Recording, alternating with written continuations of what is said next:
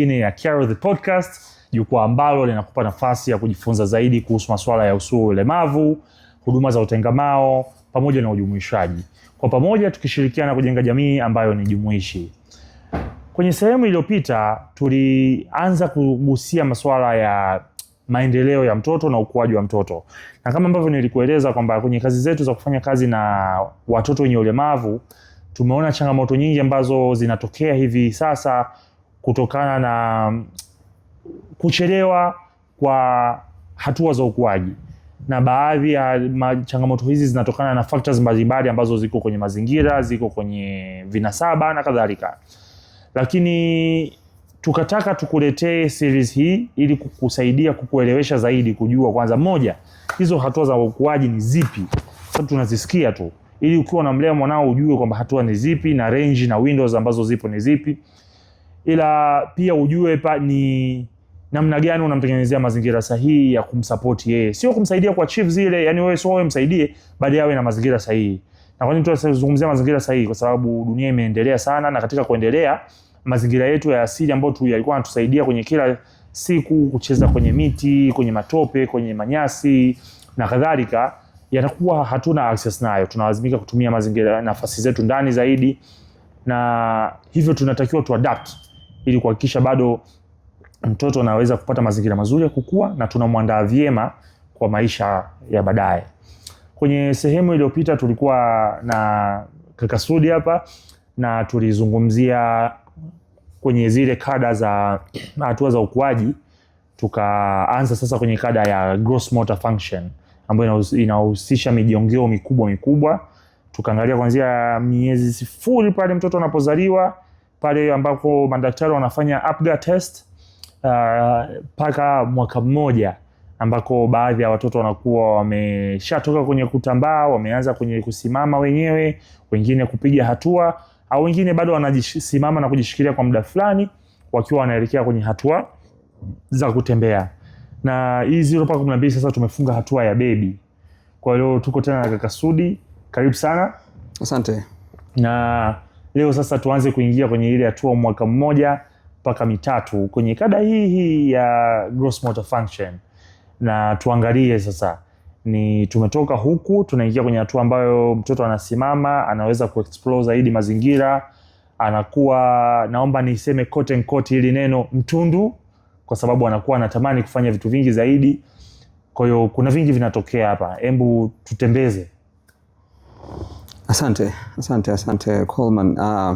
Kwa hiyo kipindi cha mwisho tuliishia kwenye ameshasimama, anatembea. Amesimama, baadhi birthday ya kwanza tayari wanatembea, baadhi bado wanajishikilia na sogea na vitu. Yes. Kwa hiyo ni kawaida kabisa watoto wengi by mwaka 1 wakisherehekea birthday yao ya kwanza ile wao tayari wanatembea. Kuna ambao wanawahi pia. Kuna ambao miezi 11 tayari washatembea. Kuna ambao pia miezi 10 wameshatembea pia. Lakini kuna wale wachelewaji pia mpaka miezi 13, 14, 15 bado ndo anajikongoja sana simama. Kwa hiyo hii bado ni kawaida. Ikifika miezi 15 bado hajasimama, mama asiwe na wasiwasi kwanza. Kwa sababu ikifika sasa mwaka na nusu bado ndo sasa tuanze kuwa na wasiwasi. Lakini kuna wachelewaji, na hii inategemea na vitu vingi. Familia kama wazazi pia vina sababu vyao. Wengine kama wazazi pia tulichelewa kutembea. Kwa hiyo tunaiona pia hata kwa watoto pia. Sawa. Kwa hiyo sio kila kuchelewa ni tatizo. Lakini sasa ikishapita ile miaka ambayo tunaita miaka salama ya kuchelewa, inaanza kuleta sasa wasiwasi. Sawa. Kwa hiyo kipindi kilichopita nilisisitiza sana umuhimu wa kutambaa pia.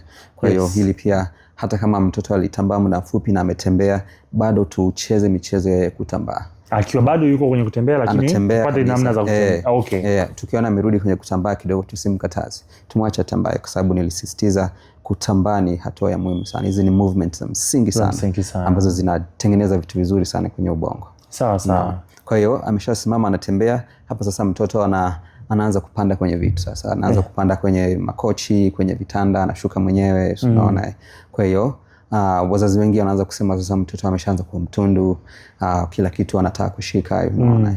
Kwa hiyo kama ulivyosema neno utundu, ndio tunatumia neno utundu, lakini kijamii neno utundu tunalichukulia negatively pia. Kwa mtoto, ukimwambia mtoto wako ni mtundu, wazazi wengi kama vile tunachukia, unaona, lakini mara nyingi nafikiri tunamaanisha anahangaika, anataka kushikashika kila kitu. Lakini hii ni moja wapo ya kujifunza sasa. Mtoto akishatembea, sisi tunasema movement equals learning. Ile kuanza kusogea eneo moja kwenda lingine, hii sasa ndo kujifunza ya mtoto anaanza, unaona. Kujifunza vitu vingi, kwa sababu sasa anaweza kuvifuata mwenyewe, akishika, akakiangusha. Hajui vitu vingi, hajui kama vitu vinaangukaga bado, lakini sasa ili ajue lazima akifuate. Akiona karatasi lazima alifuate, akiona sufuria lazima aifuate, akiona tochi lazima aifuate, ili ajue hichi kitu kikoje, unaona. Kwa hiyo hule ni muda wa mzazi kuruhusu hilo. Kama nilivyosema, huyu tunamuita, kama kwa Kiingereza tunamuita a new walker phase. This is a new walker phase. Ndo ameanza kutembea, ndo mara ya kwanza kwenye maisha yake. Sasa anasimama na miguu miwili, anatembea, anafuata vitu. Mwanzoni alikuwa mara nyingi yuko chini, atambae, ageuke, lakini sasa hivi sasa hii ni anaiangalia dunia kwa jicho tofauti sasa. Kwa sababu akiwa anatambaa, kumbuka, anaangalia dunia hivi na hivi, unaona. Akiwa amelala, mwanzoni kabisa anaangalia dunia hivi. Akisimama sasa anaangalia dunia nyuzi 360, anaweza azunguka iangalie yote. Na katika urefu tofauti. Katika urefu tofauti pia, unaona. Kwa huu ni muda mzuri sana wa mtoto kuexplore. Na ni muda pia hatari, kwa sababu sasa atataka kushika kila kitu pia. Sawa. Unaona. Kwa hiyo kwenye hii point sasa ameshaanza kupanda vitu. Tunategemea miaka hiyo, miezi hiyo 12, 13 aweze kupanda kwenye kitu. Aweze kupanda kwenye kama kiti kifupi. Unaona. Akifika miezi 15 tunategemea aweze kupanda kwenye kile kiti, ageuke, akae. Unaona. Kuna kupanda tu, lakini kuna kupanda, ageuke, akae. Alafu hatua inayofuata aweze kushuka tena mwenyewe sasa. Kwa hiyo zote ni hatua za msingi. Kufanya hiyo inaitwa kama manipulation, kupanda kwenye kiti, ajigeuze juu ya kiti bila kuanguka. Hiyo inahitaji balancing kubwa sana. Kwa hiyo ni skill kubwa sana hiyo. Kwa hiyo kwa upande wa mikono tunategemea sasa tuanze kuona mtoto anaanza kushika vitu, anaweza kupoint vitu. Hiyo sasa ndo communication pia inaanza kuimprove kidogo. Kupoint vitu, mama, baba, see. Kwa hiyo wengine wanaanza kuwa na kaneno kamoja, kwa hiyo anaweza kusema mama labda au baba, lakini pointing ni moja wapo ya skill ya muhimu ambayo tunategemea tuione kwenye kipindi hicho cha miezi hiyo hapo hiyo. Lakini kabla hatujaenda mbali, mwanzoni ulikuwa unasema kada ya gross motor. Kwa hapo gross motor ni kipengele moja wapo cha motor development. Kwa hiyo sasa hii tunaita motor development. Motor development ni kama sasa makuzi ya mijongeo kwa kifupi, sijui kama ndio neno sahihi la Kiswahili. Kwa mijongeo, haya makuzi yake, the physical development, tunaita motor skills. Alafu sasa motor skills nayo imegawanywa mara mbili. Kuna gross motor na kuna fine motor. Kwa gross motor ni ile mijongeo mikubwa sasa. Mtoto aweze kuchuchumana, kusimama, aweze kutembea, aweze kuruka mwenyewe. Hizi zinaitwa big movements ambazo sasa ndio gross motor skills. Alafu fine motor skills ni mijongeo midogo ambayo inaletwa na misuli midogo pia. Kwa misuli ya mkononi mfano, hii ni misuli midogo inaleta movement ndogo pia. So ili niweze kushika kijiko, niweze kushika kalamu, niweze kushika brushi, niweze kushika chupa ya maji au chupa ya maziwa, hizo zote ni fine motor skills. Kwa hiyo watoto wanaanza kuwa interested, kwa sababu watoto wakiwa kimo hiki wanaona vitu vidogo vya chini kuliko sisi watu wazima. Sisi tuko mbali kidogo na sakafu. Kwa wao wanaona vitu vidogo. Wao tumeona anafuata kitu kidogo kwenye sakafu, anakagusa. Kwa wanaanza kujifunza pointing na kugusa vitu na kidole, kuvisukuma. Inaweza kaa ni wadudu pia, lakini atavifuata, viguse. Kwa fine motor iko kwa wingi mkononi, viganjani. Fine motor iko hapa nyingi. Hii pia tunatumia sasa hivi ni fine motor. Hii ni misuli midogo pia. Kwa hiyo kunyonya, kuongea, kubusu, zote hizo ni small movements. Kulamba kitu, kutoa ulimi na lamba, those are fine motor skills. Lakini macho yetu pia yana misuli pia midogo. Kwa hiyo movement huku blinking, hizo ni small movements. Zote hizo zinaenda kwenye fine motor skills. Vidole vidogo vya move, toes kuziwiggle hivi. Kuziwiggle, all those are fine motor skills. lakini cha muhimu pia wazazi kujua pamoja na wataalamu pia wengine ambao ni wageni movement ama development ya mtoto inaanzia tunasema proximal to distal. Proximal ni hapa katikati. Kwa mtoto akizaliwa movement kama tulivyoona kipindi kilichopita, movement inaanza kwenye joint hii kubwa. Joint hii kubwa. Before hii. Kwa ile mwezi wa kwanza wa pili mikono yake itakuwa hivi kwa sababu bado development haijafika hapa. Kwa development inaanzia hapa, inakuja joint hii, inakuja joint hii, inakuja joint hii. Lakini pale mwanzo grasp nayo. Kwa sababu ukimweka kidole tu anakikamata. Sasa ile sio grasp. Ile ni reflex, inaitwa grasp reflex. Ni grasp reflex. Sio fine motor skill ya grasp. Kwa sababu ukimwambia achia hata achia. Okay. Ile ujue sasa imetoka kwenye reflex ikaja kwenye grasp real. Unamwambia achia hata achia. Kwa mfano ukimwambia nipe hii saa ataichukua, aiachia kupatia. So coordinate grasping and releasing ndio ina qualify. Na ile reflex inabidi iwe imeondoka ili ruhusu fine motor skill iingie. Sasa ile ipo and then at some point atakuwa iondoke. Sasa miezi 3-4 inatakiwa iondoke ili akija kuanza kufanya kutambaa mikono iwe imefunguka sasa. Sawa. Kwa hata kwenye nyayo pia kuna reflex inakuwepo na yenyewe pia inatakiwa iondoke pia. Ndio maana last time tukazungumzia pia umuhimu wa sijui kama tulizungumza ile, lakini umuhimu wa kutovalisha watoto soksi sana pia muda mrefu. Ndio nilikuwa nataka kuuliza kwa sababu hapo wanapoanza kutembea au kuanzia mwanzo kabisa. Hata mwanzo tuwavalishe ndio, lakini sometimes nafikiri tunafanya sana mpaka sasa ile nyayo ya mtoto haigusi texture nyingine yoyote zaidi ya soksi. Unaona? Na soksi zote zina texture moja. Kwa hiyo mshasiku mtoto hatumgusi na mkono, labda tunamgusa wakati wa kumpaka mafuta, lakini wakati unamsimamisha kwenye mapaja yako miguu tayari iko kwenye socks au wengine tayari kwenye viatu. Kwa ile reflex ya pale chini ina delay, inabaki muda mrefu. Kwa mtoto akiwa mchanga vile tunategemea ukimgusa kwenye nyayo yake vidole viende hivi. Vikal kama chini. Baada ya miezi 11 inatakiwa ikal upward. Kumruhusu asimame. Ukifanya hivi afanye hivi, asifanye hivi. Akiendelea kufanya hivi miezi 10, 11, 12, mwezi 13, hii itazuia kutembea sasa. Kwa ndo maana ni vizuri hiyo sehemu ya chini iguswe na textures tofauti, miguso tofauti ili hiyo reflex pia iondoke. Sawa. Na isipoondoka pia ndo wale ambao labda wanakuwa na fear kukanyaga chini, akikanyaga hiyo reflex inamstua. Wanakuwa na hiyo fear sasa. Kwa sababu ukigusa tu pale kwenye nyayo ina stimulate hiyo reflex ya kutaka kukunja. Na hiyo curl tayari inamfanya asiwe na balance. Ataanguka. Kwa ata avoid kutembea. Unaona? Kwa hiyo hapo nimetoa the difference ya gross motor skills na fine motor skills. Kwa hiyo zote zinakuwa pamoja, lakini zinaanza kwanza gross motor skills, then taratibu zinaenda kwenye fine motor skills. Kwa mtoto akishatembea sasa tunategemea vidole vimeshafunguka, anaweza kujishika, ajivute, anaweza kushika toy ndogo azihamishe, unaona anaweza point. Hii ni ya msingi sana, hii tunataka tuione kwenye umri huo, kwa sababu hii ndo beginning sasa ya yeye kucommunicate na sisi tofauti na uso wake. Mwanzoni ana communicate na sisi na uso, baadaye sana anatoka anza kutumia fingers point kitu na akiangalia pia direction gani na akipoint. Unaona? Kwa hiyo hapa ni early walker, new walker kabisa kwenye maisha yake. Atataka kufanya vitu vingi sana. Na kama wazazi tunatakiwa tumruhusu afanye. Huu ndo muda wae kujisukuma sasa, kutumia misuli yake mikubwa ya mapaja na hii misuli ya chini, kujisukuma asimame na maintain upright posture. Unaona? Kwa hiyo sometime atatembea na vitu, sometime atatembea mwenyewe, lakini anajaribu mazingira yote anayoona. Akikuta ngazi atataka kujaribu pia, atageuka ashuke kama magoti, lakini mwisho wa siku bado anakusanya taarifa za movement. Unaona? Kwa hiyo the more the movements tunamruhusu mtoto kufanya kwa umri huo, this is very good. Ili ngazi inayofuata sasa iwe rahisi kwake.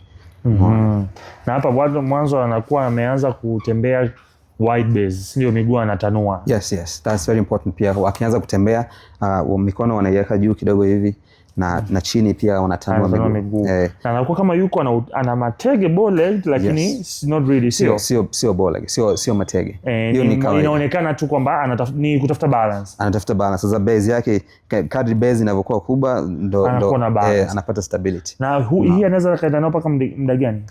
Sasa tunategemea mwaka 1.5 kwenda miaka 2 yaanze kupungua sasa, ile base yaanze kuipunguza kwa sababu sasa ameanza kupata confidence ya kutembea. Unaona, kwa yule mwanzoni mwaka mpaka 1.5 ataanguka. Unaona, ataamka. Kwa mara nyingi hapa pia kama wazazi tunashawishika kutaka kumsaidia, kutaka kumfuata kila saa. Huu ndo muda pia tunatumia neno acha mara nyingi sana. Usiguse, acha. Usiende huko. Kwa huu sio muda wa ile neno acha, ndio linamzuia labda kupata ajali na nini, lakini pia linamzuia kutry vitu. Kwa hiyo lakini pia ni muda pia wazazi wameshamaliza likizo ya kazini, wanarudi kazini. Kwa sasa mara nyingi watu tunawachia dada pia. Kwa hiyo huu sio muda wa mtoto kufungwa mgongoni muda mrefu. Mtoto tunaweza containers, mtoto asiwe kwenye containers kila saa. Either mgongoni au kwenye kile kiwoka cha round tunataka. Au kiti, tumenunua kiti special tunamfunga na nimeona hata vile viwoka hawa recommend sana kwa sababu pia mtoto anakaa pale hana movement zaidi na sometimes pia wanafanya wa tiptoe. Wana tiptoe.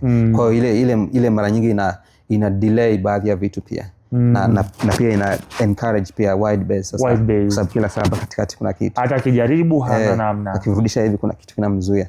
Kwa vile sio vizuri sana na wazazi wengi tunatend kuvitumia pia. Kwa hiyo tusiwa restrain watoto. Huu sio muda wa kuwafunga watoto sehemu moja. Sawa.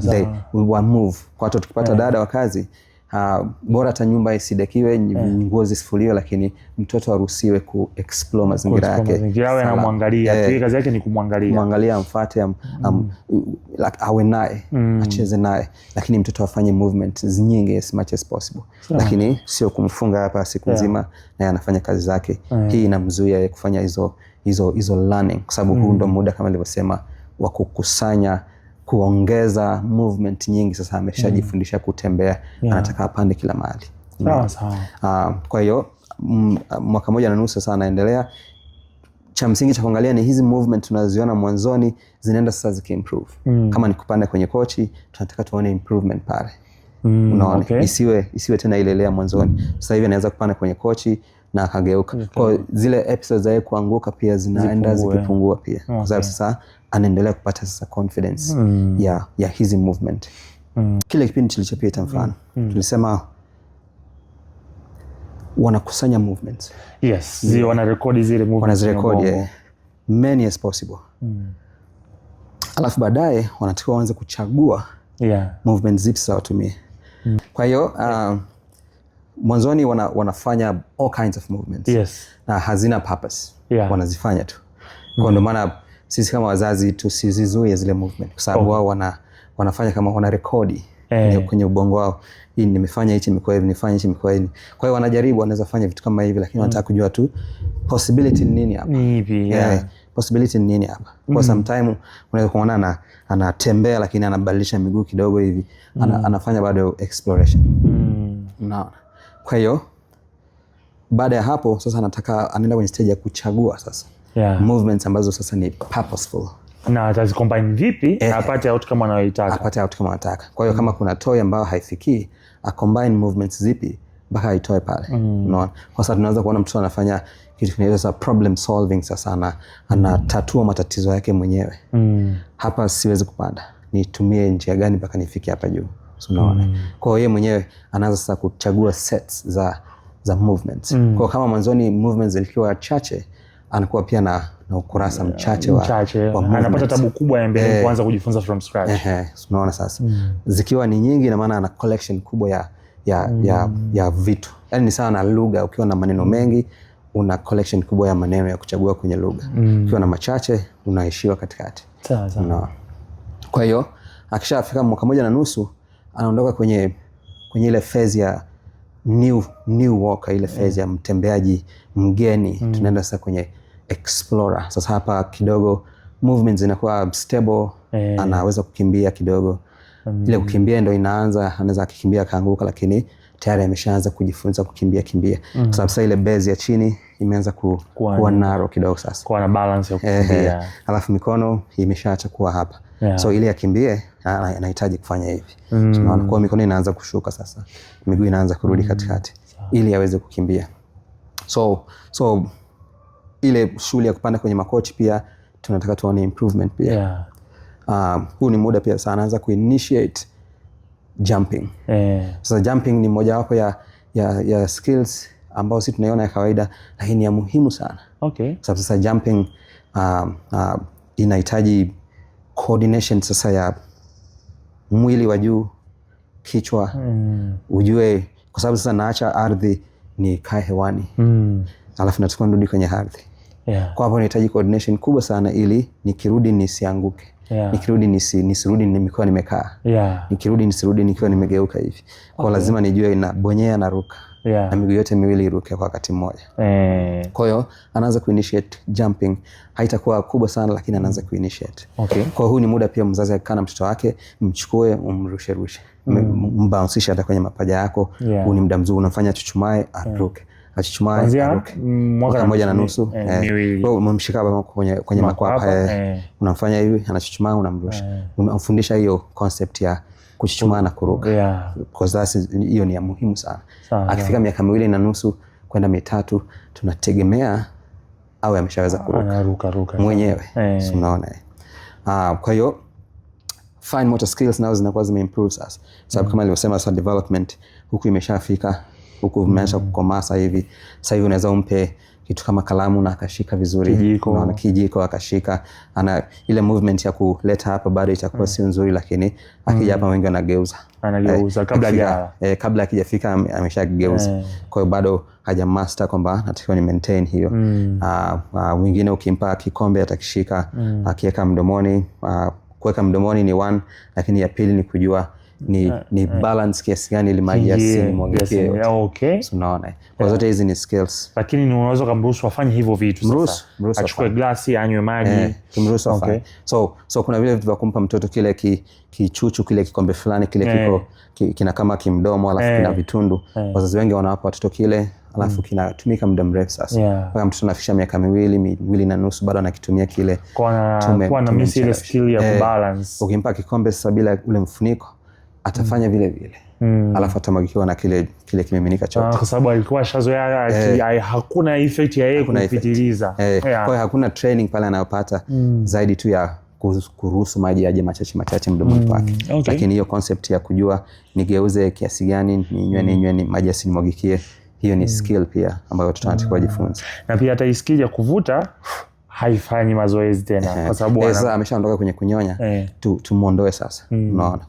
Kwa sometimes pia tunapata watoto miaka 3, 4, 5 bado wanatumia chupa ya maji yenye chuchu. Unaona. Kwa hiyo huyu sasa anachelewa baadhi ya vitu. Atachelewa kuongea, atachelewa kutafuna.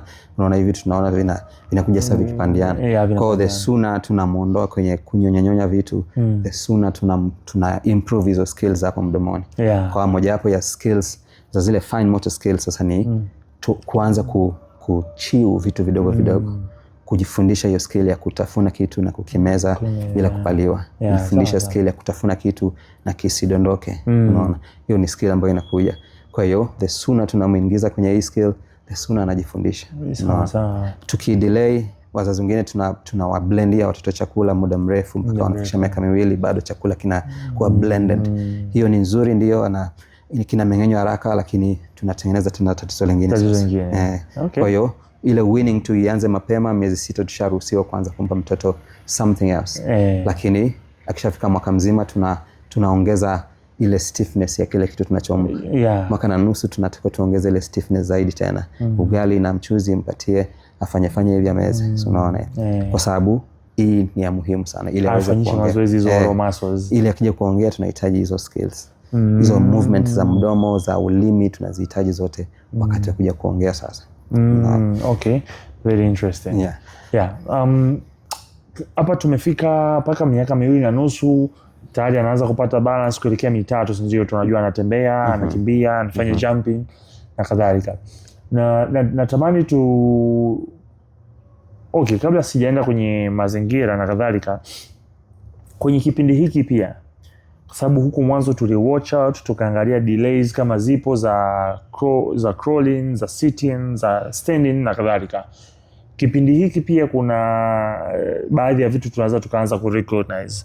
Je, mtoto ana flat feet, ana bow legs, ana nini? Ni kipindi hiki tunajua au tunatakiwa tushaona kuanzia mwanzo? Kuhusu matege sasa utaiona akishaanza kusimama. Lakini kama ni makali utaona pia hata kabla hajasimama. Ila club foot unaiona before. Club foot unaiona before. Kuna hata mimi ndio naona baada. Hiyo unaiona before. Kuna baadhi ya vitu vinaonekana kabla lakini vingine vitaonekana baadaye sana. Flat feet? Flat feet hii kuna watoto wengine ni kawaida watakuwa nayo alafu itaenda ikiisha taratibu. Inategemea sasa tu na ule ukakamavu wa misuli yake sasa. Unaona. Kwa hiyo kule mwanzo nafikiria tulizungumzia, lakini pia cha msingi cha wazazi kuangalia wakati mtoto anakuwa ni kuangalia ukakamavu wa misuli, tunaita muscle tone. So muscle tone inatakiwa ni ule ukakamavu ambao kila mtu anao. Wewe unao na mimi ninao. Ili niweze kukaa hivi upright ninahitaji hiyo tone, hiyo ukakamavu moderate. Ukizidi unakuwa mbaya, ukipungua tena sana unakuwa tena ni mbaya. Kwa hiyo ukizidi unazuia mtoto kujifundisha hivi vitu. Kwa hiyo kama ni kuchukua kitu mtashindwa kwa sababu misuli imekaza huko. No. Lakini pia ikilegea hata sitting posture yangu utaona kabisa nakaa hivi kila saa, shingo itachelewa kukaza pia. Kwa hiyo vitu pia ni vitu vya wazazi kuangalia. So sio tu kuangalia development, lakini kuna baadhi ya vitu sasa wakati mtoto anakuwa tukiviona tusisubiri tutafute daktari haraka mwangalie mtoto hata daktari naye atamtuma kwa watu wa mazoezi. Okay, kwa hiyo kwa ile hatua ya mwanzoni kabisa ukiona shingo haijakaza mpaka miezi 6 shingo bado haijakaza, bado ukimnyanyua mtoto shingo iko hivi, unatakiwa utafute msaada chap. Lakini ukiona pia mtoto anaangalia upande mmoja tu kila saa, kila ukimweka anageuza upande shingo mmoja, ukimrudisha hivi anairudisha tena huko, ukimrudisha hivi anairudisha tena huko, hiyo pia ni tatizo. Unaona, au mikono haiji katikati. Kwa mtoto akicheza natarajia mikono ije katikati, ailete mdomoni, alete na miguu yake mdomoni. Kama hivi vitu afanyi, mara nyingi mtoto unaona yuko hivi, mkono mmoja amekunja, mmoja amenyoosha, shingo amegeuzia huku, hiyo tayari ni problem. Kwa hakuna symmetry kwenye mwili wake. Tutafute help haraka sana. Unaona, kwa huu mwaka mmoja kwenda mwaka mmoja na nusu, kama mpaka mwaka mmoja na nusu haja initiate kutembea bado anatambaa, basi pia tutafute msaada chap. Ili tumtoe hapo kwenye hiyo delay. Unaona, lakini ameshafika mwaka na nusu pia miaka miwili, hujaona hata siku moja amepoint kitu, hujaona hata siku moja amkwambia mama look, hiyo pia ni delay. Tunatakiwa tutafute wataalamu wa mshauri mama nini cha kufanya. Unaona, kama ameanza kutembea lakini sasa ukiona miguu labda anatembea lakini miguu imepinda hivi, haikanyagi yote chini, hakanyagi na unyayo. Kwa hiyo pia ni jambo la kutafuta msaada haraka. Kwa wengine pia tunaona wanaanza kutembea lakini wanatembelea vidole sasa, wananyanyua wana tiptoe, kwa wanatembea hivi. Unaona, kwa hiyo pia ni problem. Tunatakiwa tutafute help haraka, asaidiwe aondoke kwenye hiyo tiptoe. Na kuna wale pia wanakuwa na sensitivity ya ground. I think baadhi ya wenye changamoto za kuchakata hisia, ndio akigusa ardhi anakuwa kama inamkera.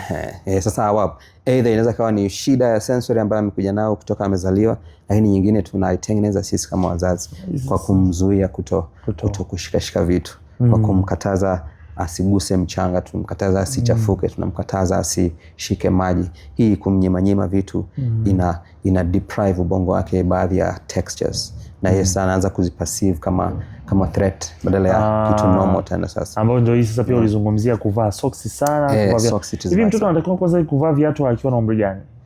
Mara nyingi sasa akishaanza kusimama ndio viatu vinakuwa na kazi sasa. Lakini ni wakati gani tumvalishe viatu? Sasa viatu vimetengenezwa mpaka vya vibebi kabisa, unajua. Kuna ile sasa kumvalisha tu mtoto viatu ili apendeze wakati unasafiri naye, lakini sio jambo recommended sana, kwa sababu mtoto bado anakuwa. Tukianza kubana tena miguu yake na viatu, tunazuia tena vitu. Vidole vyake tunavizuia kufanya hivi. Kwa hiyo sio vizuri kumfunika na kumkaza sana, kwa sababu tunataka hizo movement mpaka za vidole vya miguu, tunahitaji hizo movement. Unaona, kwa hiyo kumvalisha ndio, lakini isiwe sasa siku nzima tumemfunga kiatu mguuni. So let's say kwa mfano kama huyu umri sasa over 1 year old, amevuka mwaka, anatembea, ana explore, tunaweza tukasema unless anatoka kwenda sehemu asivae viatu, si ndio? Yes. Zote ni learning, unajua hata kuvaa kiatu na kukitumia pia ni skill. Ni skill. Kwa mvalishe kiatu cha kufunga, mvalishe kimlapa kidogo, mvalishe kiebo kidogo. Vyote mfundishe. Mvalishe sometime mwache atembee na socks, sometime mwache atembee peku. Cha msingi ni apate hiyo diet yote. Isiwe full time isiwe tu full time ni peku au full time viatu. Kwa mtoto ana miaka 2 tu lakini tayari ana viatu pia 12. Anaenda navyo wapi? Unaona sasa. Kwa hiyo tu ni vizuri ku explore, lakini pia style ya kiatu gani unampa wakati huo ndo ameanza kutembea tu. Style gani ya kiatu unampa pia, that's very important. Kuna viatu pia vina soli kubwa sana, hivi sasa ni hatari kidogo kwa sababu bado hajatengeneza stability. Kuona unamweka mbali na kwa sababu umemnyanyua tena juu, unapandisha hiyo center of gravity yake juu tena kidogo. Kwa ni rahisi sana ku dislocate hiyo ankle joint yake. Kwa hiyo viatu vile ni vya chini ili exploration yake isiwe interfered sasa na hivi viatu na nini. Sababu bado wanajifundisha hivi viatu. Na viwe kuna sisi wazee wa mabuti, viwe high vimevuka ankle au viwe vya low kama virabaraba au nini? Wakati anaanza viwe low. Viwe low. Kwa sababu unajua sabuti tayari ni kizito. Kinaongeza uzito tena kwenye mguu mtoto. Akiwa na shida sasa, hiyo ni swala lingine. Kama mtoto ana changamoto ya mfano mguu hauna uvungu, hiyo sasa ni changamoto nyingine, inahitaji kweli kibuti. Au akisimama miguu inapinda hivi, hiyo sasa anahitaji kibuti ili ku correct hiyo posture, ili mifupa ikaliane inavyotakiwa, isikaliane in a different way. Kwa hiyo kwa kiatu ni kizuri, lakini isiwe sasa too much kumbe kila saa tumefunika mtoto ule mguu wa mtoto. Sawa, apate ku explore akiwa free. Sawa. Okay, that's good. Now before sijaenda kwenye hii sehemu nyingine ambayo natamani tu explore kwenye hii group ya mwaka mmoja mpaka mitatu, especially kwenye mazingira. Na rafiki yangu mmoja kuna siku tulikuwa tunadiscuss kwenye group, akasema bwana, nimetafakari sana, nimeconclude toddlers are feral, kwamba yani ni viumbe wenye vurugu sana, of course, kwa sababu wanakuwa na energy sana. Na mimi nataka nikuulize, hivi toddlers wanatoa wapi energy? Kwa sababu nadhani mara nyingi ndio hiyo wanasemaga is a crazy age or something, kwamba yani utakuta anaruka anaenda hivi hachoki. Kwanza amefungua macho asubuhi mpaka jioni anapoenda kulala ana uwezo kuwa na move full time. Why is that? So usually sasa toddlers wanaanzia miaka 2. Miaka 2 kuendelea kwenda mbele mpaka miaka 4. Huyo mtu bado yuko kwenye toddler age. So pale energy inakuwa kubwa. Huyu mtoto tayari ameshakuwa na independence ya walking, running, jumping. Unaona? Anataka sasa kufanya vitu. Anataka ku move, anataka kuruka, anataka kupanda, anataka ashuke. Hii yote ni hamu ya kujifunza vitu. Unaona? Ndio maana tunaona kama amekuwa mtundu, lakini sio utundu. Kile mimi nawaambia wazazi, kile ni kitu kizuri. Tumwache afanye zile movement. Kwa sababu huu ni umri pia ambao sasa tunaangalia sasa not only sasa physical stability na walking, sasa tunaangalia kitu kinaitwa sasa coordination na balance. Huyu mtoto ana balance kiasi gani akiwa na miaka 2? Anaweza kufanya kitu kinaitwa motor planning. Motor planning sasa ni ndio ile sasa tunaita sasa purposeful movements. Kwa ukimwambia mtoto apande ngazi, ana plan. Mkono ni upandishe urefu kiasi gani, nishika ile rangi ya juu, nipandishe mguu kiasi gani, nipandishe kushoto au kulia. Hiyo yote ni planning. Akipanda kwenye kochi, yote hiyo ni planning pia. Akipanda ngazi, yote hiyo ni planning. Kwa hiyo pia tunatamani tuione by 2 mpaka 2.5 we need to see a child with good balance. Unaona? Lakini pia awe na hiyo coordination. Sasa coordination ni mfano kumwambia labda stand on one leg, anaweza kustand hata kama ni kwa muda mfupi, anaweza kukunja mguu mmoja akasimama. Unaona, hizo zote zinakuja kwenye motor planning. Kwa hiyo mara nyingi wakija kwetu tunakutana na watoto wa miaka 4, 5, lakini ukimwambia labda atembee juu ya au apande ngazi, anaogopa. Unaona? Ukimweka kwenye bembea anaogopa. Ukimweka kwenye mpira kama huu umfanyie bouncing hivi, anaogopa. ukimfanya hivi umgeuze kichwa chini miguu juu, anaogopa. Hii inatokana na less movements wakati anakuwa huyu mtoto. Unaona? Kwa hiyo kama nilivyosema kuna vitu vinaitwa reflexes. Hivi vinatakiwa viondoke, viwe replaced na more mature movements. Sawa. Visiondoka, mtoto anabaki na hizo fears. Unaona? Kwa hiyo tunaanza mtoto wangu hapendi kubembea, mtoto wangu hapendi kuslide, mtoto wangu ameenda shule lakini haendi kwenye playground. Sio kwamba hataki, ni anaogopa vile vitu. Unaona, anaogopa kusukuma, anaogopa kuwa katikati ya kundi la wenzake. Kwa hiyo yote hii inatokana na confidence haijakuwa wakati ana learn zile movements. Ndio anasema ule muda wa miaka 2 kuendelea tumwache huyu mtoto afanye as many movements as possible. Acha anguke amke. Si ndio? Safe falling, lakini ni ya msingi kwamba ajue there is falling, kusimama you see, ili ajifunze. Sawa. Lakini ili akienda shule asiwe tena muoga wa movements. Okay. Na sio tu sasa kuwa muoga wa movements. Hizi movements kama tulivyosema last time, hizi movements ndio zinatengeneza ile connection tunayohitaji ya left and right side of the brain. Ili speaking iwe rahisi, learning iwe rahisi, school stuff iwe rahisi. We need that.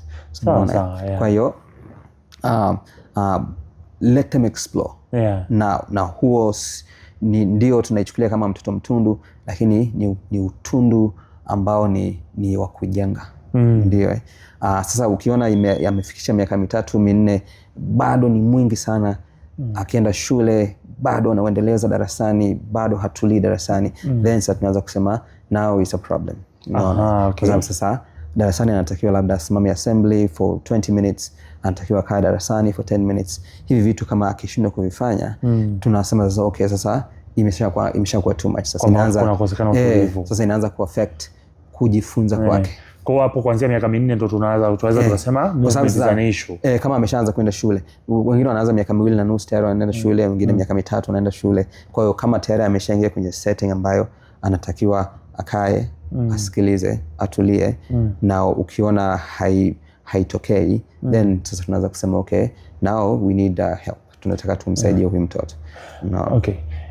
Lakini sasa hapa na swali, kwa sababu kweli siku hizi kuwapo wanaanza shule na miaka 2, actually daycare zinachukua kuanzia hata mwaka, I think or even 6 months kutegemeana na mazingira.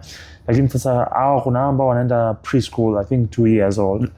Na swali linakuja ni kwamba huku shule kuna mazingira gani? Na kwa sababu kuna wanaoenda preschool kucheza na kula na kusocialize, ila kuna wanaoenda preschool kujiandaa na primary school. Sasa changamoto najaribu mimi kuiona, ambao naona pia baadhi ya wataalamu wakiwa wanalalamikia, ni kwamba unaanza kumlazimisha awe mtulivu kwenye umri ambao anataka kuexplore. Sasa ndio maana naulije ni sawa kwamba Yesu umempeleka preschool, yuko setting ya shule, anatakiwa kae darasani afundishwe ABCDE, lakini mwili wake unadai movement. So how do they balance hapo? Swali zuri. Kama alipata movements nzuri mwanzoni, then tunategemea kuona hatu expect attention yake izidi dakika 5. Okay, ni short attention spans. Okay. It's very short. Hatu expect akae for 15 minutes ametulia at that age. Unaona? Kwa sababu bado kweli hichi tunachofanya tukiwa tumejifunika hapa lazima kiwe very interesting ili akipe attention. Unaona? Kwa mtoto akiwa stage hiyo haimaanishi hana attention, lakini anahitaji kitu ambacho kita grasp attention yake ndo akae. Kwa maana wengine utaona okay, anahangaika, lakini ukisema story time anatulia. Kwa sababu story is interesting kwao. Mwingine atahangaika kwenye shule zingine, ukisema okay let's sing now, anatulia. You see? Au mwingine ukitulia kama ni activity ya kutulia atasumbua, lakini ukisema okay let's jump in a circle, atatulia. Because sasa what are they interested in doing? So zile movements kule mwanzoni kama nilivyosema, umuhimu wake mwingine pia ni kutengeneza hiyo concentration ambayo tunahitaji baadaye sasa. Kwa sababu joints zetu zote, each joint ambayo unayo kwenye mwili wako ina feedback, inatoa feedback kwenye brain. Ndio maana naweza niweke mikono yangu nyuma hivi na nikunje ngumi bila kuangalia. Na najua kama nimekunja ngumi, kuniambia nikunje kushoto peke yake nitakunja bila kuangalia. Kwa sababu hiyo feedback naipata kichwani kwangu. Hii feedback inaletwa na joint compression. Sasa joint ukiruka joint inakuwa compressed, ukimove joint inakuwa compressed, ndio unapata hiyo feedback. Mtoto akikosa hiyo feedback hata tulia. Anataka hiyo movement, anataka feedback, anataka hizo compression. Kwa lazima apande, aruke, asukume vitu you see, kwa sababu anatafuta hiyo feedback. Kwa ndio maana wengine either huo mfumo uko hypersensitive, kwa they need more movements to settle. Wengine uko kawaida, they need few movements to settle. Wengine iko hyperactive, they need very little movements or no movement settle ili wa settle. Okay. Kwa hiyo ndio watoto sasa hivi wanaanza shule mapema. Tofauti na zamani. Zamani miaka 5 ndio tunaanza shule. Sasa hivi miaka 2.5 watoto wako shule tayari. Wengine wanakuambia mwaka na nusu mtu wangu yuko shule tayari. Lakini swali ni kule wanafanya nini? Unaona, huko shuleni wanashinda siku nzima wakifanya nini? Kama ni wanafungiwa ndani waangalie TV, then that's not helpful. Hiyo sio haimsaidii mtoto. Kama siku nzima nusu siku watakuwa wamelazimishwa kulala mfano, then this is not helpful. Huyu mtoto anatakiwa awe nje anacheza. Akianza shule huu muda, this is not muda wa kuanza kuwapa watoto homework na kuwalazimisha kujua 1 2 3. Huu ni muda wa watoto kufanya as many movements as possible. Kwa hata hizi daycare tunazoanza at that age, tusiwakalishe darasani kuwafundisha on the blackboard, kwa sababu they're not yet there, Na kwa nini tunawawaisha hivyo? You see, kwa sababu sisi tumeanza na miaka 5 na tupo bado. Tuko fresh. Kwa hiyo sasa hivi tunalazimisha academics before, yani sasa hivi play is less important, academics more important. Kwa hiyo hata wakianza shule na muda huo ni kitu kizuri wakienda shule wakutane na watoto wengine, kwa sababu kama tulivyoona last time, familia nyingi sasa hivi zinakuwa ndogo nuclear families, baba mama mtoto kuisha. Baba mama mtoto, baba mama akienda kazini, mtoto anabaki na dada. Familia imekuwa ndogo. Kwa mtoto akipata nafasi ya kushinda na wenzake, hichi ni kitu kizuri, encourage ili ajifundishe hizo social skills. Lakini sasa isiwe sasa ndo muda wa kuanza kuhama ABCD na 1 2 3 kwenye vichwa vya watoto wakiwa wadogo hivyo. Wanahitaji kuplay.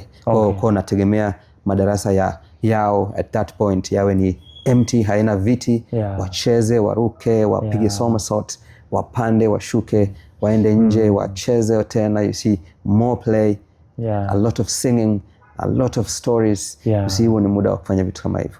And then huko mbele ya safari sasa tunategemea sasa waanze kuonyesha utulivu kwa darasani.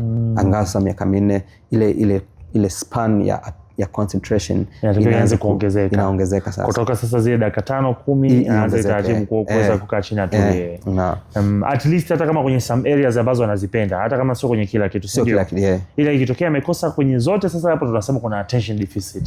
Sasa kama hafuati routine, ameshafika 4 years 5 years anaenda, lakini routine darasani hataki kabisa. Assembly hakai darasani, watu wakiingia yeye anatoka, unaona, watu wakitoka yeye ndo anaingia. You see, yeye yuko opposite kabisa na utaratibu wa darasa. Hata akikana na wenzake, hata akiona wenzake wanacheza, yeye hawafuati kukaa nao. Sasa hapo tunaanza kuona kuna utofauti, unaona. Anahitaji sasa kusaidia wa kujifunza hivi vitu, kwa sababu ndo vitamfanya ajifunze zaidi sasa. Okay, that's good. Na umeanza kugusia swali langu nafuatia, kwa sababu nilikuwa nataka niulize pia kuhusu swala la mazingira, na umeongelea sasa mazingira ya kucheza, tusiwe na maviti manini, yani kuna open space kubwa na mazingira ya kupanda, kuruka na kadhalika. So nilikuwa nataka pia niulize kwenye, kabla sijaenda mbele, umezungumzia swala la routine. Najua kwenye baadhi ya aina za disability routine inakuwa ni very important, but in general kipindi sasa huyu mtoto amevuka mwaka kuelekea hii mpaka miaka 3 4, how important routine ipo, kuwa na routine kwa huyu mtoto, na ni katika style gani ambayo unaweza kumsetia akajua kuna routine fulani, kuna skills fulani, kwa sababu hii kipindi anajifunza fine motor na hizi gross motor, ndio tunajua hawezi kuvaa shati mwenyewe, hawezi kufanya nini mwenyewe. How important is routine, na ni namna gani tunaweza tukamtengenezea? Okay. Sasa ukisema routine ni utaratibu tu, ni ratiba ya shughuli tofauti ambazo anatakiwa zifuate kila siku. So maisha ya kawaida yana routine. Sisi watu wazima tuna routine pia kila siku. Enda kazini rudi, enda kazini rudi. Hii ni routine. Watoto wakianza shule tunategemea wajue kufuata routine. Na ndio maana wakati wanaanza tunategemea au tunapendekeza pia muda wa kukaa shule usiwe mrefu. Sasa ile kuanzia saa 2 mpaka saa 9, saa 10 mtoto wa miaka 3 yuko shuleni. Unaona? Ndio maana pia nikasema what are they doing kule shuleni kuanzia saa 2 mpaka saa 10 mtoto kako shuleni. Unaona? So ina faida yake, lakini pia ina hasara yake. Kwa umri huo sio kitu cha muhimu sana mtoto kuwa na routine. Unaona? Kwa sababu yani hapa routine ambayo najaribu kuiulizia ni zile basics, kwamba je, muda wa kula ni ule ule kila siku, muda wa kulala mchana ni ule ule, au leo tumekula saa 7 kesho tunakula saa 9? Is it something ambayo inakuwa na madhara? Hakuna madhara. Madhara ambayo yanaweza yatokea ni routine ya mfano routine ya kulala. Hiyo routine ya muhimu sana. Routine ya kulala kwa watoto wengine haiko consistent. Leo atalala saa 2, kesho atalala saa 5, kesho atalala saa 1. Hii ni routine ya muhimu sana kati ya routine zote. Na saa ngapi pia anaamshwa. Hivyo yote ni routine za muhimu. So routine kubwa kwanza ni ya alertness and sleep. The sleep cycle and alertness hiyo ni ya muhimu sana kwa watoto. Huku Kiafrika sijui kwa wenzetu, lakini huku tunatamani watoto ile mchana wakishakula walale. Ndio. Na watu wengi wanafanya hivyo. Which is okay kwa sababu tunategemea mtoto alale zaidi ya masaa 12 at least. Unaona? Lakini pia ule usingizi wa usiku usiwe disrupted pia. Unaona? Kwa hiyo when you eat inategemea sasa na ratiba kwanza ya nyumbani, kwa sababu kuna watu saa 1 wameshakula chakula cha jioni. Kuna watu wengine saa 3 ndio watakula chakula cha jioni. Na mtoto pia atahusika kwenye hiyo routine yao. Unaona? Kwa hiyo sio kila familia itaweza kuset routine ya mtoto hiyo separate na routine ya wazazi wa separate. Utajikuta tu mtoto anafuata ile routine iliyopo. Unaona? Ndio kuna wazazi wanajitahidi, okay, nikirudi kazini saa 1 na kisha mtoto wangu ameshakula saa 2 alale. Kuna routine kanaweza kutengenezwa. So routine ni nzuri as long as hii routine haimfanyi mtoto akawa passive. Unaona? Nasisitiza sana mtoto kuwa active, lakini pia kurest enough. Kwa hiyo kuna kuwa active na pumzika enough. Hivi ni vitu vile vikubwa sana. So whatever routine unayotengeneza, hakikisha tu anapata enough movement, activeness, alafu anapata enough rest pia. Okay. Ili tusizidishe kimoja, tusizidishe, asilale pia sana alafu acheze kidogo, au asicheze sana alafu alale kidogo, au akawa na muda mwingi tu wa kukaa because of routine. Okay. Sasa kwa ngoja kabla hujauliza swali. So routine nyingine ambayo pia inakuja sasa hivi ni routine pia ya watoto tunawa expose kwenye simu na TV na tablet. Na hiyo iko ndani ya hii routine ya siku pia. Kwa hiyo na ndio inaweza kawa ndo tuko kwenye era ya technology sasa hivi. Hatuwezi kukwepa masimu na electronics haya. Hatuwezi kukwepa. Hatuwezi kukwepa internet ipo. Unaona? Sasa hivi kila kitu kimekuwa smart, mpaka TV yamekuwa smart. Kwa hiyo kila familia, at least kila familia haikosi TV moja, haikosi simu 3 smart. Unaona? Kwa hiyo lakini sasa hawa watoto wakiwa na umri mdogo tusiwa expose kwenye hivi vitu sana. Moja hapo ya routine ambayo tunatakiwa tuipunguze, tuipe muda mchache sana, ni muda wa kuangalia TV na screen. Unaona? Ili wafanye vitu na binadamu wenzao zaidi kuliko kukaa kwenye simu. Kwa sababu sasa simu na TV haina interaction. Yeye anaangalia amemaliza. Alafu pili pia sasa watafiti wanasema pia most of the things ambavyo tunaangalia kwenye TV, YouTube, sana cartoon na nini, they are too fast. Ziko fast. Ziko speed sana. Kwa hiyo zikiwa fast zinalazimisha huyu mtoto na yeye kuprocess taarifa fast kabla hajaweza. Unaona? Atajifunza kuiprocess mwisho wa siku atazoea kuprocess hiyo speed ya cartoon. Sasa changamoto inakuja sasa akija darasani, things are slow. Mwalimu anafundisha taratibu, anacheza taratibu, kila kitu ni taratibu.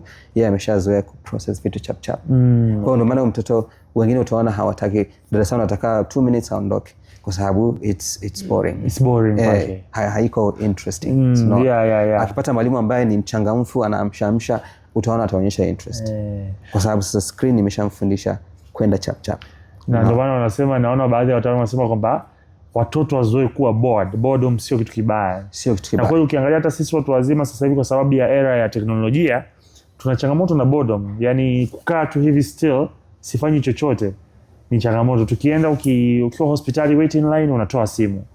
Ukikaa sehemu ukiambiwa subiri dakika 2 umetoa simu, kwa sababu boredom kwetu tumekichukulia kitu kibaya. Yes. Na nadhani sasa ndio hiyo unaozungumzia kwamba kwa watoto tukianza nao mapema wanajijengea kwamba dunia inatakiwa iende speed. Ikienda slow inachosha. Anakuwa impatient sasa, atakuwa sio mvumilivu kwenye line. Utaanza kuona tabia kwenye line za sehemu ambazo anatakiwa asubiri turn yake, atataka kupita mbele kwa sababu yeye anataka fast, you know. Na wazazi wengine wanaona kama hicho ni kitu kizuri, lakini sio kitu kizuri. Waiting for your turn is a social skill. Unaona? Ndio inaanza huko mapema. Ambayo inatakiwa anza mapema na subiri, wait for your turn. Ndio uongee, wait for your turn, ndio uchukue, wait for your turn, ndio ucheze, you see. Akiwa na anataka yeye ndio afanye tu, mwisho wa siku anaonekana kama anafujo. Sasa atakuwa na wasukuma wenzake, wewe toka, mimi ndo nipande, you see. Na hiyo mwisho wa siku tumeianzisha sisi wenyewe huko nyuma pia. Unaona? Kwa hiyo pamoja na kutengeneza routine, lakini phones and TV ziwe limited kabisa. Watoto ambao ni under 2 years wasionyeshwe kabisa TV na simu tusiwape kabisa. Kabisa tusiwape simu. Unaona? Kwa sababu tumeshazoea ni simu sasa hivi tunaitumia kama kibembelezeo cha watoto. Unaona? Ukiweka hivi anadua anakula. Unaona ndio vizuri. Kwa anazubaa anakula. Lakini sasa mwisho wa siku unafanya focus na hichi cha muhimu cha kula, focus na hisi.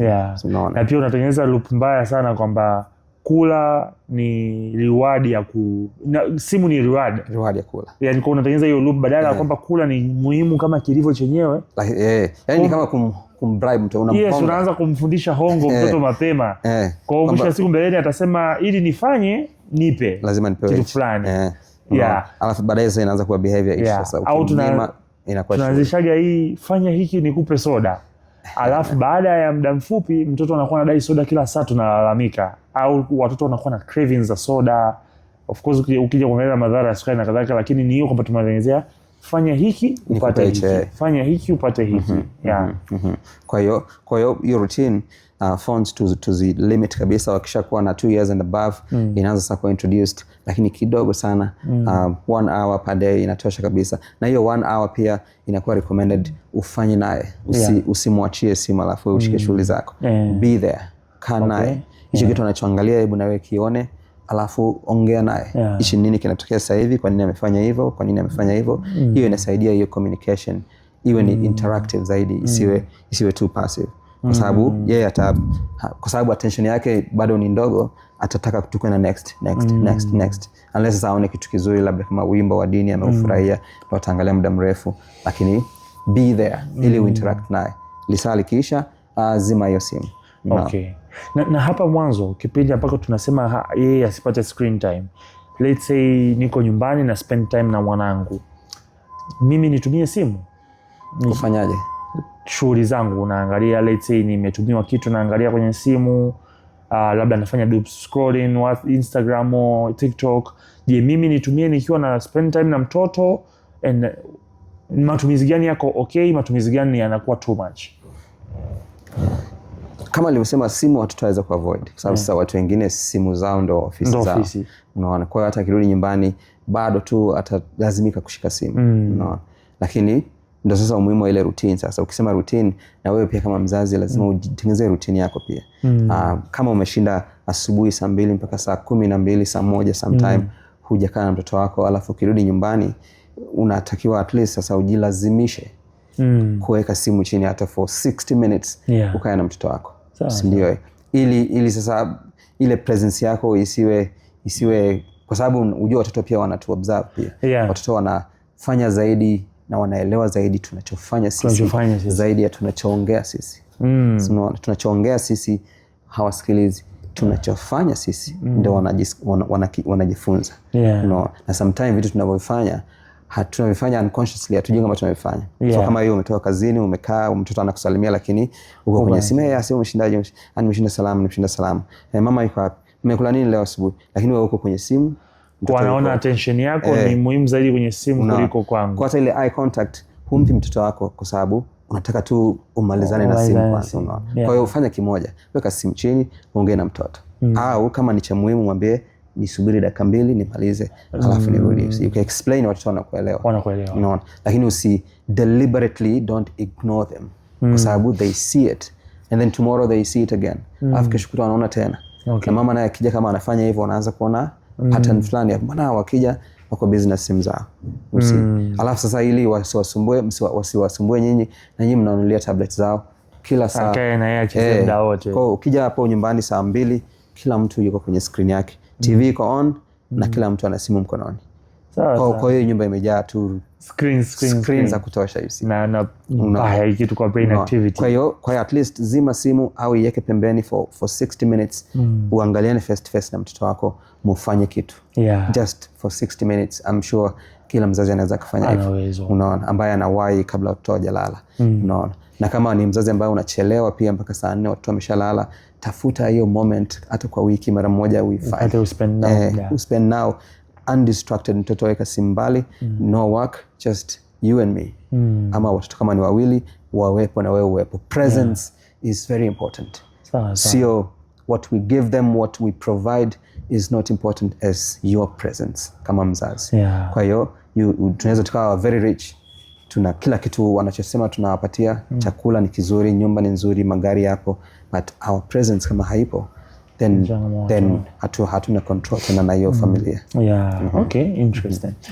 Na ni somo zuri sana na la muhimu sana. Tunajua dunia inatukimbiza, lakini as you say lazima tutengeneze pia routine ya kuwepo. Na nadhani kama wasema watoto wanajifunza kwa kutuona. Sababu na wao wakiwa wakubwa watajifunza ku prioritize mambo ya muhimu kwa namna ambavyo sisi tumeprioritize. Sasa tukirudi kwenye swala la mazingira, tumesema ni muhimu wapate mazingira wanaweza kuexplore. Shuleni kuna mazingira, kuna michezo, nafasi za wazi, bembea, sehemu za kuruka, slides vya kupanda etc. Nyumbani, especially pale mwanzoni, ametoka miezi 12 mwaka wa pili pale ameuanza, anatembea, anataka kuexplore kila kitu. Moja ya hatari ni kwamba ndio hapa nadhani watu wanafanyanga baby proofing. Ataenda atafungua makabati, atafungua madraw, chochote kilichopo kwenye reach yake atakigusa. So na ukasema ni muhimu mara 100 dada wa kazi asifanye kazi nyingine yoyote, lakini awepo anamwangalia mtoto. So haya mazingira ya nyumbani, na narudi tena mimi namfikiria sana yule mtu anakaa kwenye apartment. Hakuna eneo la nje, hakuna hata baraza. Kwa hiyo kilichopo ndani ndio eneo zuri zaidi. Haya mazingira pale nyumbani ni tunayaweka vipi salama kwa mtoto kufanya bila kusema neno acha? Moja. Ila pili ni vitu gani vya ziada tunaweza tukaweka ambavyo mtoto vitachukua attention yake lakini pia vitamjenga. Okay. Watoto wanahitaji ukimwambia acha, wanataka wanajiuliza kichwani, so what? Acha hichi alafu nifanye nini? So unaona. Kwa hiyo ukiwapa alternative, utaona vitu vingi wataachana navyo. So unaona. Kwa hiyo mimi kwangu mfano na shelf la vitabu sebuleni, lakini watoto wangu hawajawahi kuchana vile vitabu. Kwa nini? Kwa sababu nimewapa alternative ya vitabu vyao. Vitabu vyenu hivi hapa. Mtaka kusoma vitabu vyako hivi hapa. Vyangu viko juu, wachana navyo. Kwa hiyo nikitumia neno acha, namwambia usitumie hivi, tumia hivi. So, kwa with time anaanza kuzoea vitu vyangu vinakaa hapa.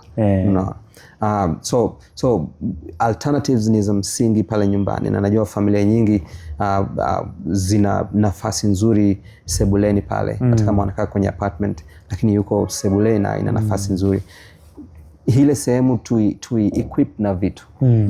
Kuna michezo midogo mingi inauzwa sasa hivi, na tunashukuru kwamba sasa hivi kuna mwamko mzuri wa maduka au wafanyabiashara kuuza vitu saidizi ambavyo vina promote play ya mtoto hata kama yuko indoors. Unaona. Lakini pia wazazi wengi pia wameweza kuwa na mwamko huo pia wa mtoto wangu nataka acheze. Unaona. So ule muda wa wewe huna time ya kukaa na mtoto wako, hebu mletee hizo options. Unaona?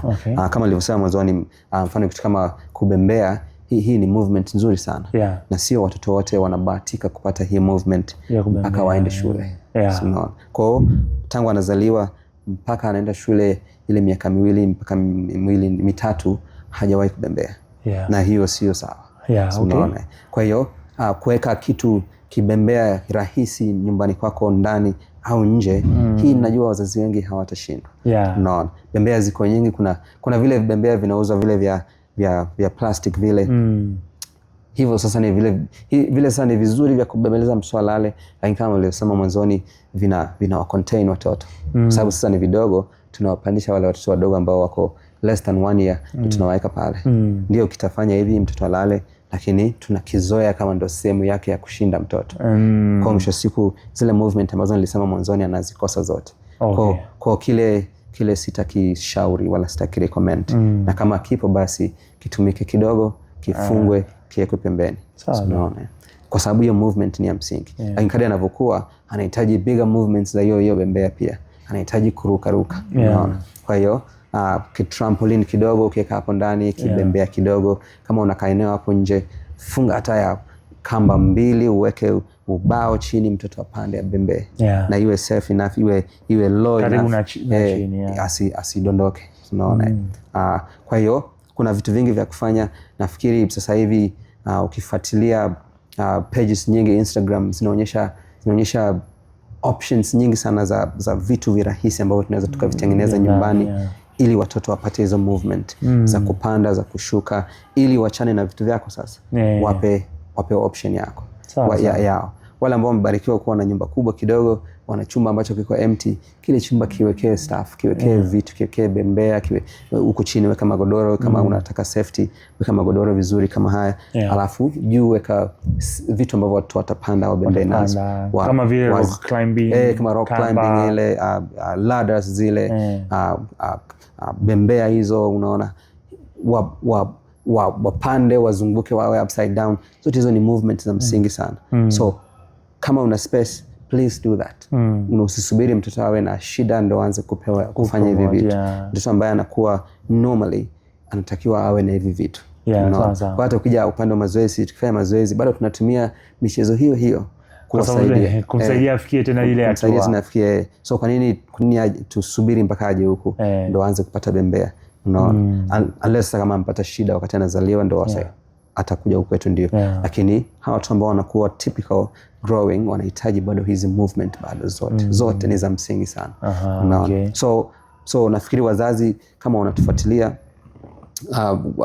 wanaweza wakapiga hata simu wakatuuliza pia, kwa wale ambao hawawezi kufikiria kichwani kwamba ni vitu gani ni sahihi kwa umri gani, tunaweza tukawasaidia mawazo ya mtoto ana umri gani, tupendekeze kitu gani awe nacho nyumbani.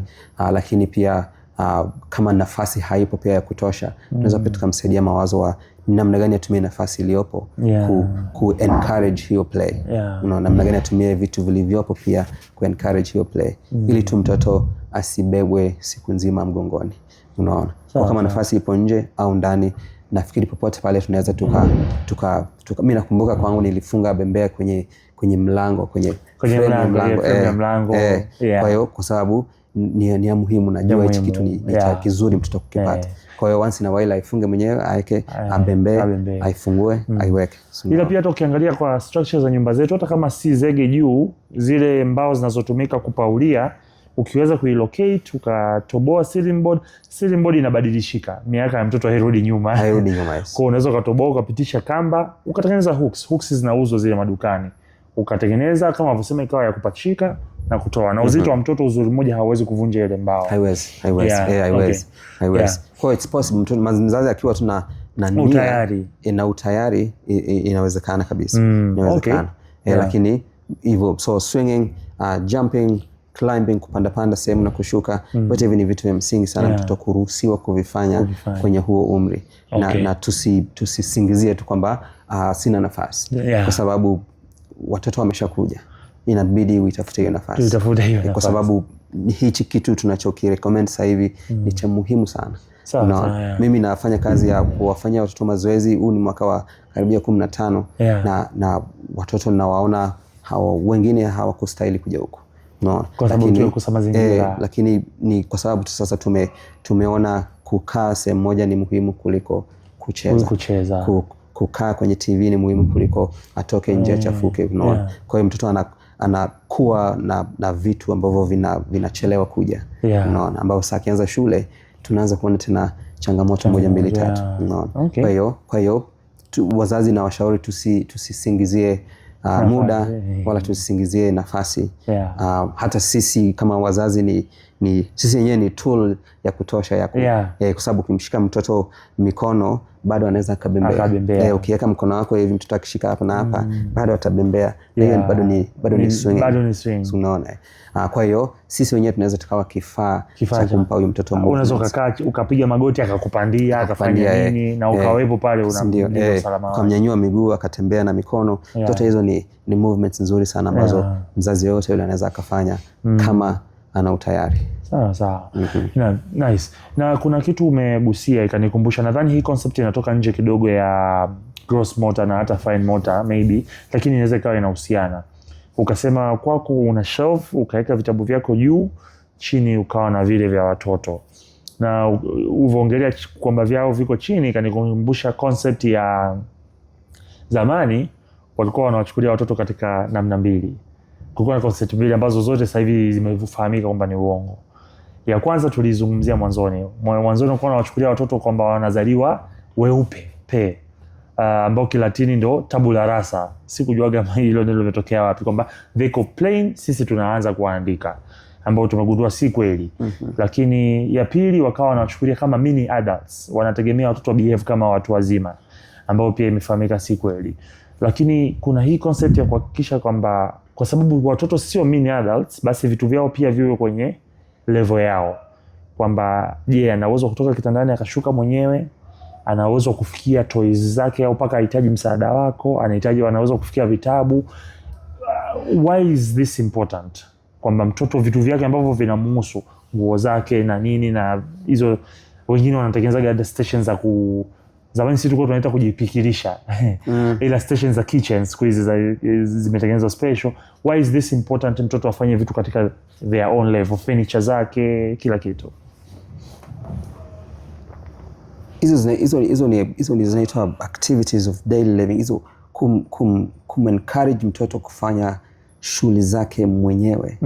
This is one of the most important things pia. Kwa sababu hizi movements zote ambazo tumezungumzia huku chini, zote zinamtengeneza mtoto kuwa independent, kujitegemea. Unaona?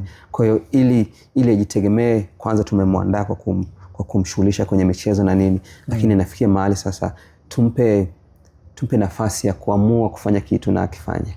Kwa hiyo ukiweka kitabu chake chini, unampa nafasi ya kuamua, sasa hivi nisome hichi kitabu cha blue, na akitoa akisome. Sio akutafute wewe umtolee. Lakini pia umezungumzia kitu kama kitchen kidogo mfano. Hizi ni skills ambazo mshasiu kama watu wazima tunakuja kuzihitaji sasa. Unaona? Kwa hiyo pale mwanzoni watoto wanatuangalia, kama nilivyosema, wanaangalia tunafanya nini na wao wanataka wafanye pia. Kwa hiyo akiweza kufanya vile vitu ambavyo nao wanafanya, hata kama ni kwa michezo, kwake ni learning, kwake ni kujifunza kukubwa sana. Kwa sababu mwisho wa siku amefanya kwa kucheza, lakini concept ni ile. Kama ni kupaka mbao, anaipaka blue band ambayo sio ya kweli, bado concept ni ile, na utashika mkate hivi utapaka hivi. Kama ni kukata nyama, anajifunza hiyo wrist joint hapo. Kwa hiyo hicho unachofanya na kiiga, usafi, kutunza vitu, kupanga vitu sehemu yake sahihi.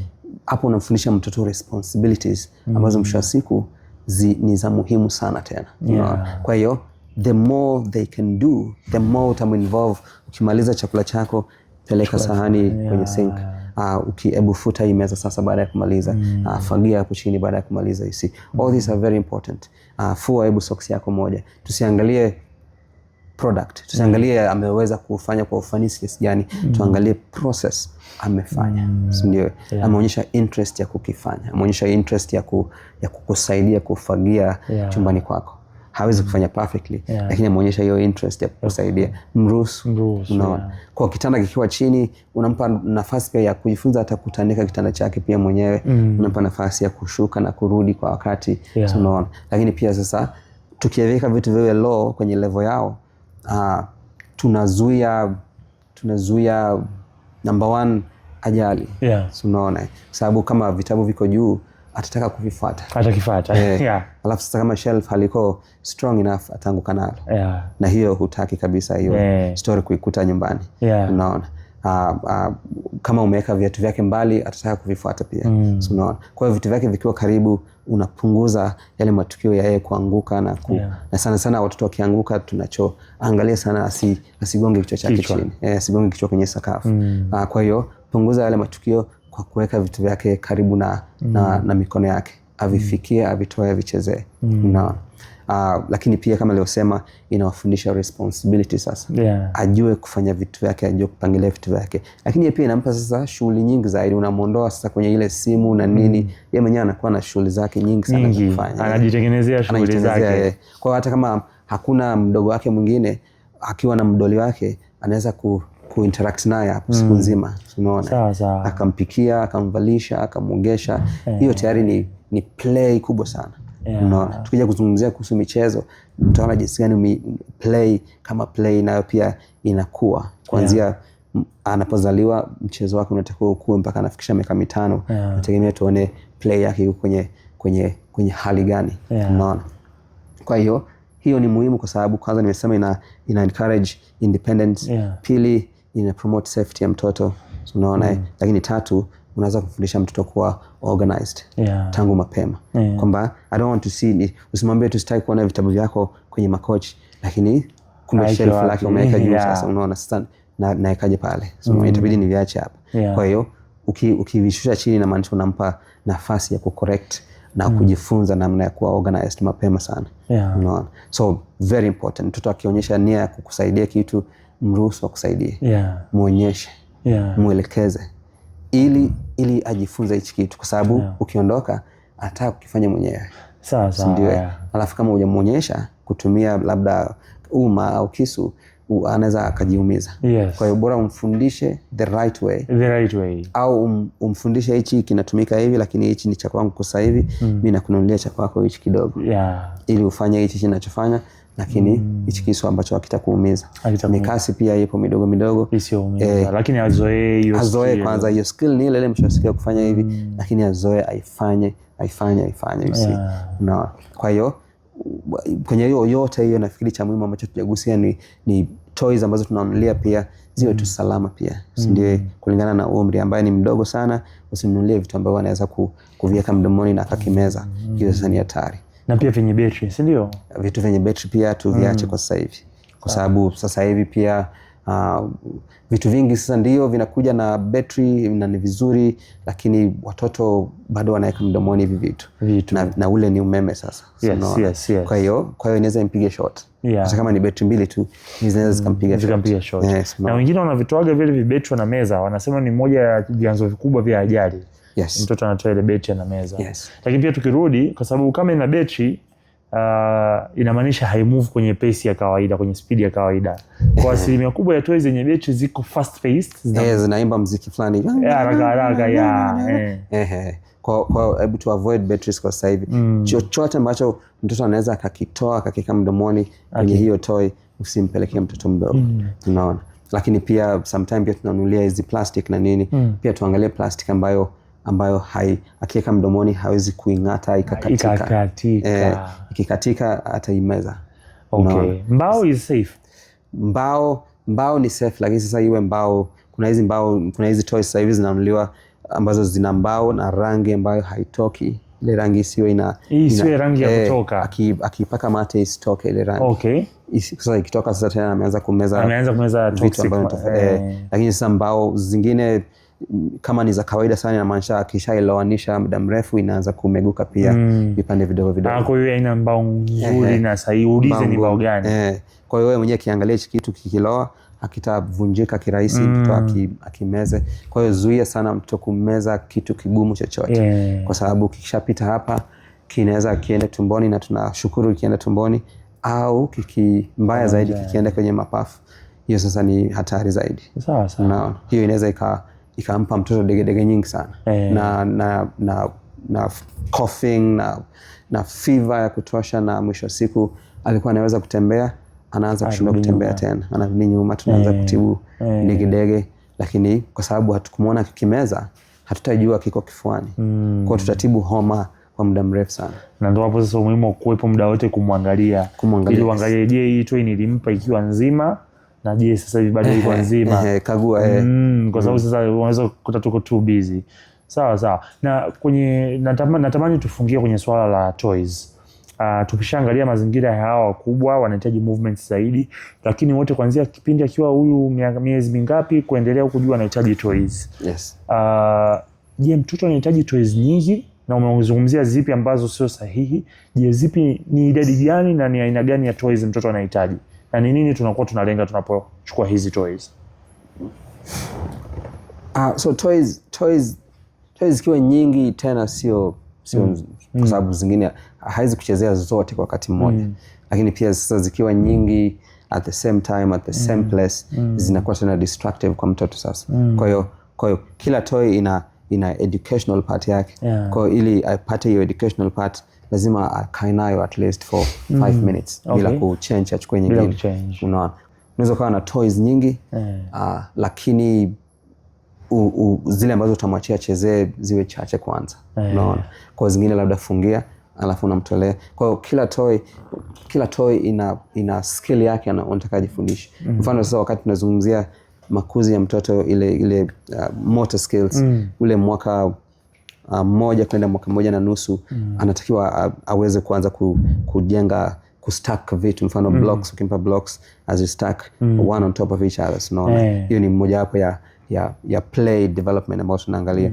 Kwa kadri anavyokuwa uwezo wa kupanga zile blocks unatakiwa uongezeke. Labda alianza kuweza kupanga block 4 na zisianguke. Akikuwa tunategemea ziwe 6, ziwe 8, ziwe 10, 15. Kadri anavyokuwa uwezo wa kupanga hizi blocks, sababu ile ni skill, niweze kuipanga na hii tower isibomoke. Unaona, kwa hiyo hiyo tayari ni skill ya ambayo inakuja kupitia toys. Toys zingine zinamfundisha sasa kufanya imaginative play kama hivyo. Kama umemlia labda kisimu, anaanza kufanya imaginative play ya kuongea ambayo pia ina develop speech mwisho wa siku.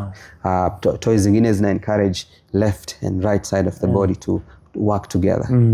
Kwa kama umemtumia labda umemlia pizza fake, anatakiwa ishike alafu aikate. Unaona, mikono yote miwili inahusika hapo at the same time. Lakini pia toys zingine zinatengeneza concentration ya mtoto. Toys zingine ziko kwa ajili ya kumfanya asubiri ndo afanye. Unaona, kuna toys mfano zinakuja zinawaka taa, ikiwaka taa gusa, ikiwaka taa gusa, ikiwaka taa gusa. Kwa hiyo inafanya asubiri mpaka taa iwake ndo aguse. Kwa hiyo inafundisha to wait. Only do when you're ready to do, when you're needed to do, ndo ufanye. Unaona, kwa kila toy ina skill yake tofauti kulingana na ila lazima iwe ina fun. Kwa in short, toys sio kama tunasema tu tumeenda kununua toy kigari. Hiyo kuna sababu, ni kitu gani tunajaribu kumfunza? Ndio. Nadhani hiyo ni mada pia ambayo itabidi siku tuikave, kuangalia aina tofauti za toy, kwa sababu najua bahati mbaya na bahati nzuri kama ulivyosema mwanzo, maduka ni mengi sasa hivi, suppliers ni wengi, kwa toys ziko nyingi sana. Na wazazi wanahisi kwamba wanalazimika kuwa na toys nyingi sana bila kujua, je, nanunua hii nikamsupport mtoto nini, nanunua hii nika encourage nini na kadhalika. Kwa nadhani ni muhimu pia tujaribu kujifunza na kujua ni aina gani za toys. Especially sababu tuna replace mazingira ya nje ya asili ambayo yalikuwepo, kwa sasa lazima tujue tuna replace kitu gani. Na kwa mwisho kabisa ni kwenye swala la rangi. Vitu vya watoto mara nyingi tunapenda vinakuwa na rangi nyingi, ila tunafahamu kwamba rangi zikiwa nyingi kupitiliza ni overstimulating. So ni kwa kiasi gani pale mwanzoni mtoto akishatoka kwenye black and white miezi ya mwanzo, ni kwa kiasi gani tuna introduce rangi na ni kiasi gani cha rangi ni salama kwa mtoto? Je, ziwe bright, ziwe dim, ziwe aina ngapi? Okay. Hiyo ni swali zuri, zuri. Sasa kwa bahati mbaya toys nyingi sasa zinakuja tayari zina marangi kibao. Unaona. Kwa hiyo either unaweza control kwa kununua toys ambazo either zina rangi moja. Mfano ni kigari kina rangi moja tu, either ni blue au ni black. Lakini cha msingi zaidi ni hata kama umenunua toys 10 zina rangi nyingi zote usimpe mtoto kwa wakati mmoja, kwa sababu zote tayari zinatoa taarifa nyingi sana kwenye ubongo wake. Kwa mwisho siku kile ambacho tulikuwa tunakiavoid kwenye simu tunakileta tena kwenye toys. Unaona? Kwa hiyo cha msingi ni kufanya tu environment ya mtoto isiwe overstimulating. Vitu ambavyo anaviangalia, anavisikia, vitu vinaenda kwenye ubongo wa mtoto. Na sisi ambao tumebarikiwa labda kuwa na uwezo wa kuwajengea watoto vyumba vyao, tunavifanya pia vinakuwa too interactive. Tunaweka vitu vingi sana. Kila ukuta mfano unakuwa na rangi yake, kitanda kina rangi yake, hichi kina rangi yake. Kwa hiyo nyumba inapiga kelele visually. Unaona? Kwa huyu mtoto hii ina affect mpaka utulivu wake sasa. Hata kulala kwake kunakuwa affected na hivi vitu vingi ninavyoviona. Sababu anajaribu kuprocess vitu vyote kwa wakati mmoja. Vitu kwa wakati mmoja you see. Wengine tunaweka mpaka taa zile za kufanya hivi na mtoto analala nazo. Zote hizo zinakuwa na effect kwenye brain. Kila saa ubongo wa mtoto unakuwa stimulated na kitu fulani. Kwa hapati ile muda wa kupumzika you see. Kwa hiyo ni vizuri ku minimize marangi kwenye chumba cha mtoto. Kwa kama amebarikiwa kuwa na chumba chake, basi paka rangi angalau moja calm. Sio ile too bright. Mfano umeweka a very bright red, you see that's stimulating kila saa. A very bright yellow, that's stimulating kila saa you see. Make them calm. Inaweza kawa ni blue lakini a calm blue. Inaweza kawa ni green lakini a calm green. Unaona? Sasa hii inajaribu sasa kusubsidize na ile attractiveness ambayo inaletwa na toys mswashiko. Na mara nyingi wazazi tunawashauri pia, yes, kama umebarikiwa kuwa na toys nyingi, usiziweke mezani zote.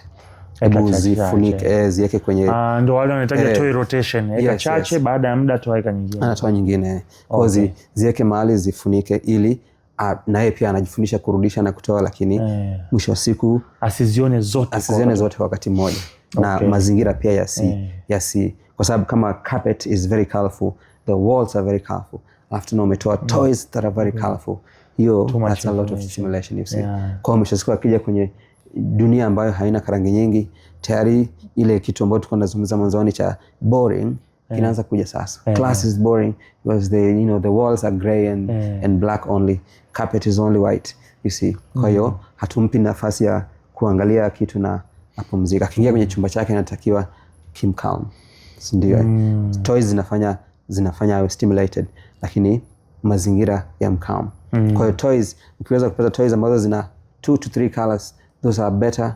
Ukipata toys ambayo ina more than those colors lakini is educational, mnunulie tu, lakini mwisho wa siku usizichanganye sana matoys ambayo tena yana marangi kibao. Na chumba chenyewe kina marangi kibao, carpet chenyewe ina rangi kibao.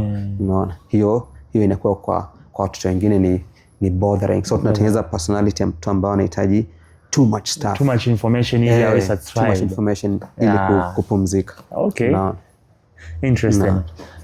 Shukran sana. Tumejifunza na kupata maarifa mengi sana leo, na najua kuna wanangu fulani wanasema maisha ya kishua sana mnayazungumzia haya. Unajua mtoto awe na vitu vyake, sijui awe na jiko la kupikia na nini, lakini uhalisia ni kwamba tunachozungumzia hapa ni vitu ambavyo ukiangalia historia ya mwanadamu tangu ni vitu ambavyo mtoto amekuwa akividai na kuvifanya mwenyewe.